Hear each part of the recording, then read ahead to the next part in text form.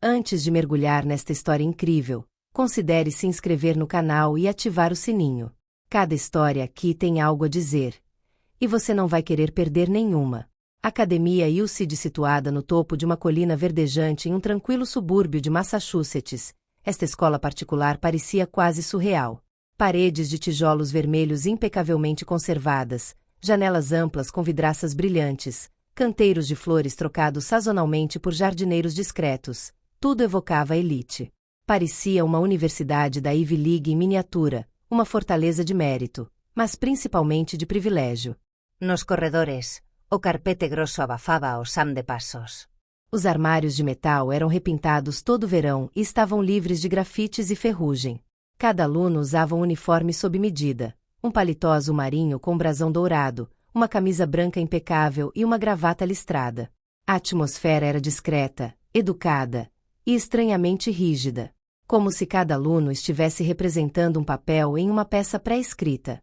Os alunos vinham de famílias ricas, empresários, advogados, cirurgiões e, às vezes, políticos.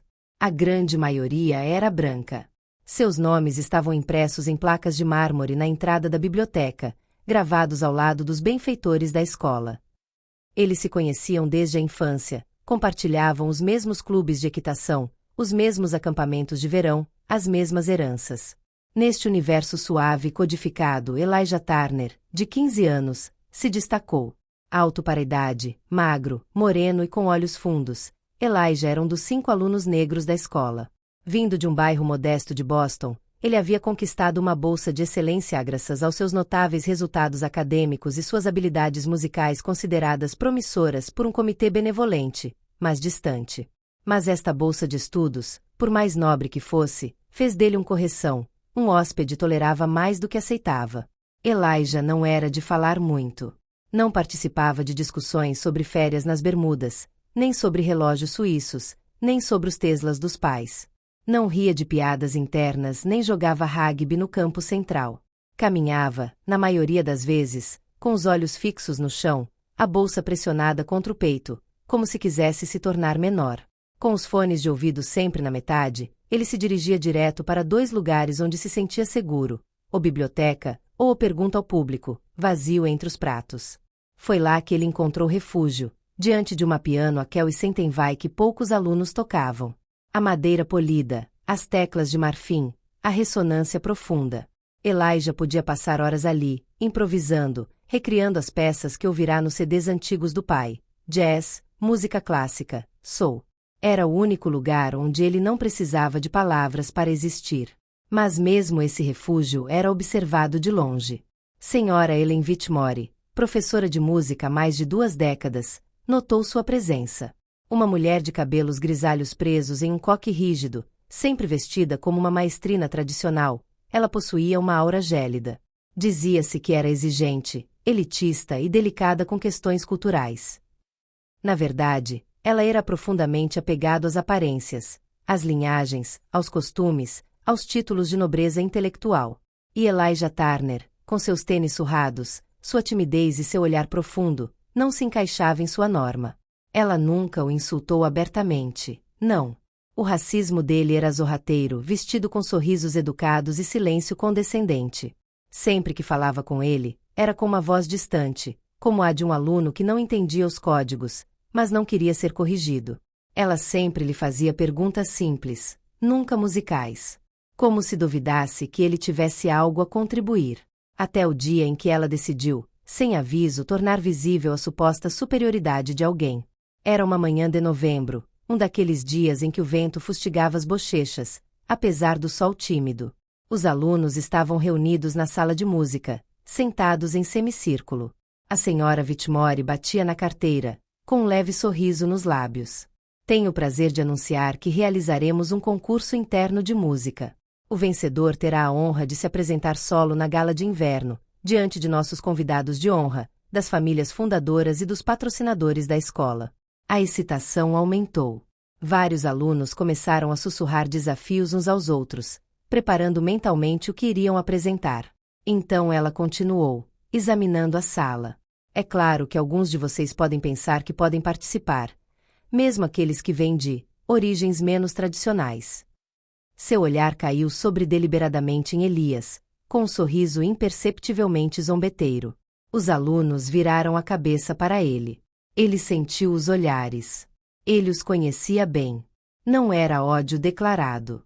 Era a dúvida insidiosa, aquele que diz você não está no seu lugar, mesmo sem palavras. Elijah olhou para baixo, em silêncio. Mas algo em seu peito começou a queimar lentamente. Um fogo antigo. Herdado. O dia de audições chegou, e com ela, uma tensão sutil que pairava no ar como uma nuvem invisível.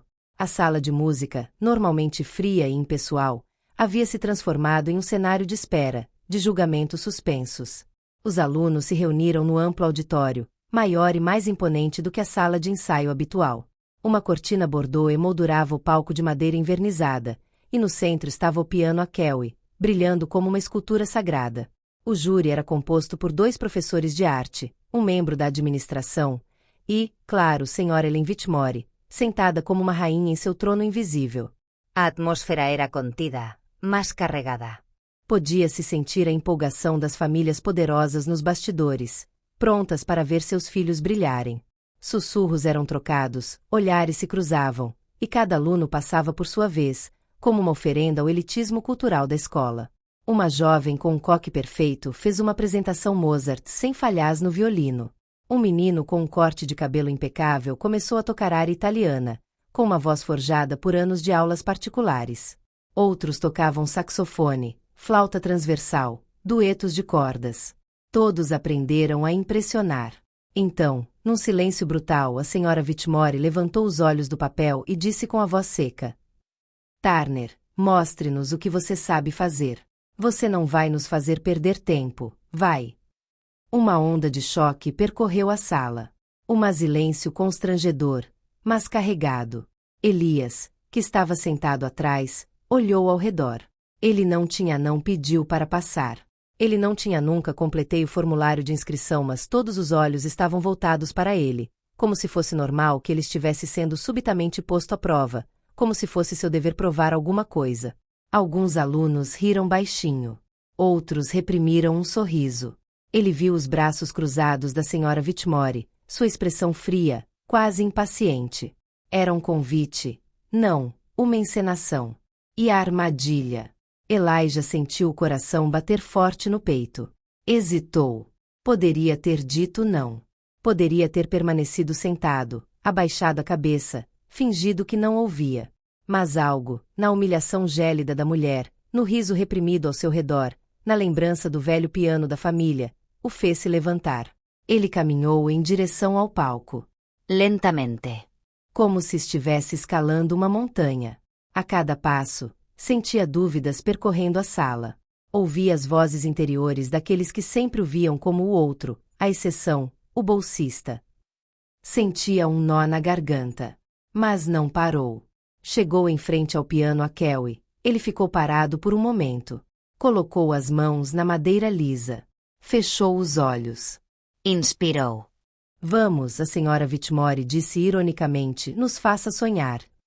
Essa foi a última coisa que ela disse antes. O silêncio não é substituído pela música. Mas não se tratava de música erudita. Não era uma peça popular, nem uma sonata repetida 1000 vezes numa sala de espera. Foi uma improvisação. Uma explosão de memória e emoções. Elijah tocou uma peça que nasceu em seu coração, inspirada por Chopin, mas imerso no fogo do jazz, nas harmonias dissonantes aprendidas ao longo dos anos, nas melodias ouvidas no rádio entre as refeições, nas escalas trêmulas tocadas no velho piano desafinado da sala de estar da família. Havia fúria em seus acordes. Ternura em seus trinados. Pesar, também, e doter esperança, um grito silencioso lançado contra as paredes frias do sistema. Cada nota contava sua história. A de uma criança negra que nunca foi considerada capaz. A de um pai que morreu cedo demais, que tocava jazz nos bares decadentes de Rockbury e o acordava com bar no início da manhã. A de uma mãe que trabalhava à noite e o ouvia silenciosamente da cozinha, com o coração cheio de orgulho. A sala congelou. As risadas cessaram. O sarcasmo havia desaparecido. Até Sra. Whitmore, a elitista impassível, endireitou-se sem perceber, com os olhos ligeiramente semicerrados e as mãos imóveis. Quando Elijah terminou com uma última nota suspensa, que parecia tremer no ar como uma respiração presa, ele se levantou. E o silêncio era absoluto. Então, um salva de palmas explodir, inesperado, irreprimível. Alguns alunos se levantaram.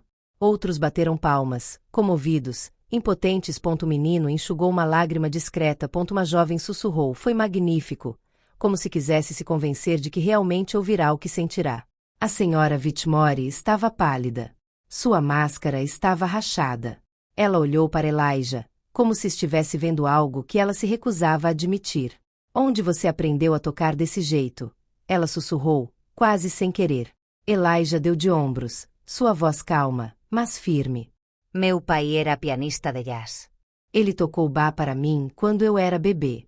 E eu aprendi sozinha, em um piano velho e desafinado. Ela não respondeu. Olhou para baixo. Suas mãos, que até então estavam cerradas, relaxaram.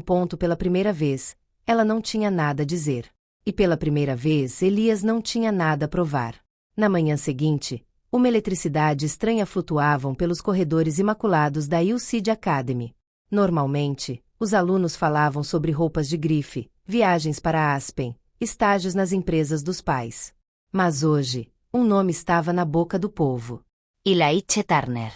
Alguém, ninguém ainda sabia quem, tinha filmado em segredo sua apresentação na audição. O vídeo, capturado de um ângulo discreto com o celular, mostrava um adolescente negro de moletom cinza aproximando-se timidamente de um piano e, em segundos, transformar o silêncio em pura magia. As notas choveram como uma tempestade elegante. A câmera tremeu um pouco, mas o áudio, claro e vibrante, capturou cada emoção. E acima de tudo, vimos os rostos do público mudam. Vimos a senhora Whitmore passar da ironia gélida ao estupor mudo. Esse contraste foi suficiente para transformar o vídeo em fenômeno viral. No primeiro dia, o vídeo circulou por mensagens privadas, compartilhadas de armário em armário. Depois, foi postado em TikTok, com a legenda: esse garoto que ignoramos acabou silenciando todo mundo. Em menos de 48 horas, ela alcançou 1,5 milhões de visualizações. Páginas sobre educação, música clássica e justiça social começaram a publicá-lo. Os comentários começaram a aparecer. Esse menino é um gênio. Porque ele ainda não era a atração principal. Olhe atentamente para o professor no início e no fim. Jornalistas locais ligou para a administração da escola secundária e depois para os canais nacionais. A fundação musical sediada em Nova York, tendo visto o vídeo, contatou diretamente a mãe de Elijah para lhe oferecer uma bolsa integral em um dos conservatórios mais seletivos do país. O professor na Berklee College of Music pediu para conhecê-lo. Mas além da música, algo mais profundo foi desencadeado. Nas horas seguintes, iniciou-se uma discussão no Fórum Anônimo de Estudantes. Depois, no Instagram. Depois, nos corredores. Os alunos começaram a compartilhar suas próprias experiências com Sra. Ellen Whitmore. O M e a constelação de histórias surgiram, comentários humilhantes, olhares altivos, preconceitos disfarçados de padrões acadêmicos. Ela me disse que o jazz era menos nobre que a música clássica.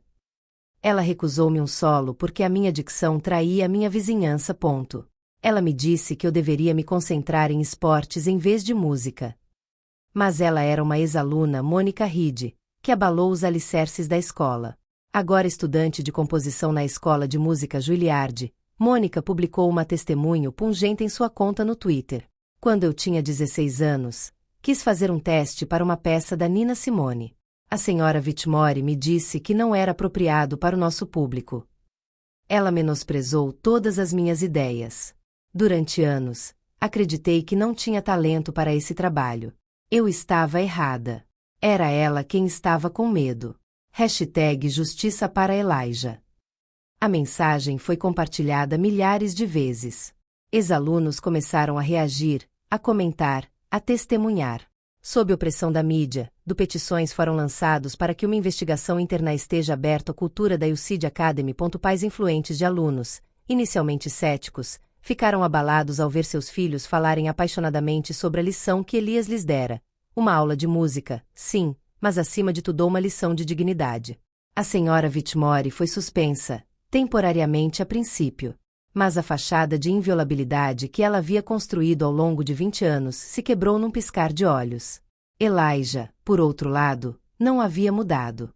Ele ainda passava os intervalos na biblioteca ou no auditório, só que desta vez não estava sozinho. Alunos que ele nunca tinha ouvido falaram com ele com respeito. Professores que ele considerava indiferentes perguntavam se ele precisava de alguma coisa. Mesmo o diretor, o Sr. Langley, veio apertar sua mão uma manhã, visivelmente nervoso, parabenizando de uma maneira quase desajeitada. Mas nada o tocou tanto quanto a carta escrita à mão que ele recebeu uma noite em sua casa. Ela veio do Salão Sinfônico de Boston. Caro Elijah Turner. Nós vimos sua apresentação. Gostaríamos de convidá-lo para uma apresentação solo em nossa noite de jovens talentos, diante de um público de artistas, clientes e estudantes de diversas origens. Acreditamos que sua voz, através do piano, merece ser ouvida pelo mundo. Ele mostrou a carta à mãe, com as mãos trêmulas. Ela sorriu, com os olhos cheios de lágrimas, e sussurrou: "Você nunca mais jogará para ser aceito. Você jogará para ser lembrado." Algumas semanas depois, quando o inverno cobriu Massachusetts com um manto branco, Elijah estava sozinho, como sempre, no pequeno auditório. O piano de cauda preto era seu refúgio, seu confidente. Ele tocava suavemente, os olhos semicerrados, os dedos deslizando lentamente sobre as teclas como se procurasse uma frase que ainda não tivesse aprendido a dizer em voz alta. Ele não esperava ouvir a porta ranger. Quando ele olhou para cima, Sra. Whitmore ficou ali. Ela não era mais professora. Chega de alfaiataria impecável. Chega de olhares penetrantes. Ela usava um casaco cinza simples, carregando um caderno. Seu cabelo estava solto. Ela parecia menor, mais cansada, mais humana. Por um momento, eles se olharam em silêncio. Então ela se moveu para frente, seus saltos estalando lentamente no chão de madeira do teatro vazio. "Vim me desculpar." Elijah não respondeu de imediato. Colocou as mãos nos joelhos, as costas retas, mas a alma ainda incerta. Não sentiu raiva nem pena. Apenas uma espécie de calma inesperada, como se aquela cena sempre tivesse sido destinada a acontecer. Por que agora? Ela respirou fundo, seus olhos brilhantes, mas secos. "Porque eu vi você tocar na TV outro dia. Naquele show em Boston. Eu estava sozinha. E chorei." Ela desviou o olhar por um momento, como se estivesse se desculpando por chorar. "Não apenas pelo seu talento, mas pelo que eu perdi. Eu vi um músico, um artista, um ser inteiro. E me lembrei de que eu tinha te reduzido, de que eu tinha olhado sem ver." Ela se aproximou novamente, mas parou a uma distância respeitosa. "Fui treinada em escolas onde me ensinaram a valorizar certos sons, certas origens, certas aparências. Eu achava que esse era o requisito. Mas era só arrogância. E medo." Elijah levantou-se lentamente. Olhou para ela com seus olhos escuros, calmos e profundos. "Você me humilhou. Eu sei. Mas aquele momento me libertou. Porque eu brinquei, apesar de você. Porque eu me descobri naquele desafio. E eu entendi que o seu olhar não me definiria mais." Ela não tentou se justificar. Não chorou. Apenas assentiu. Silenciosamente. Grata, talvez, pela última lição que ele lhe oferecia. "Obrigada por me responder. Eu nem merecia isso." Então ela deu meia volta e saiu do palco silenciosamente, deixando Elijah sozinho com suas chaves, suas memórias e um futuro que ele havia forjado nota após nota. A noite da gala de inverno chegou, e a Hillside Academy nunca esteve tão cheia de emoção. O auditório estava iluminado, repleto de famílias, doadores e ex-alunos. As paredes luxuosas pareciam tensas, quase nervosas, como se soubessem que estavam prestes a testemunhar algo maior que o evento em si. Na multidão, a mãe de Elias. Uma ex-enfermeira com mãos cansadas, vestida com um terno raramente visto fora do armário. Ela segurava um lenço branco na mão, já amassado de emoção. Ao lado dele, uma cadeira vazia. Aquele que Elias havia separado, em memória de seu pai. Ele entrou no palco em silêncio absoluto. Sem discurso. sem sorriso forçado. Sentou-se, ajustou o banco e colocou as mãos no teclado. Havia apenas uma palavra no programa, elegantemente escrita: Redenção, uma peça original de Elijah Turner. A música começou lentamente, como um sussurro. Depois, aumentou, como uma onda. Um começo doloroso, quase quebrado, acordes menores evocando humilhações, palavras não ditas, exílio interior. Depois, explosões de luz, uma ascensão em direção à aceitação, ao orgulho, ao fogo interior que se recusa a se apagar. No centro, uma melodia que lembra Bach, mas com a liberdade do jazz. Um diálogo entre passado e futuro. Entre um pai desaparecido e um filho em ascensão. Quando ele terminou, a última nota pairou no ar como um fio de seda, o silêncio era sagrado. Então, a plateia se levantou em uníssono. Uma longa e calorosa ovação. Não para desempenho. Para a verdade. Para a resiliência. Para o trabalho de um menino que ninguém esperava. Naquela noite, Elijah não tocou apenas piano. Ele tocou o transformação. Ele transformou a vergonha em arte. Dor na luz. E silêncio, na justiça.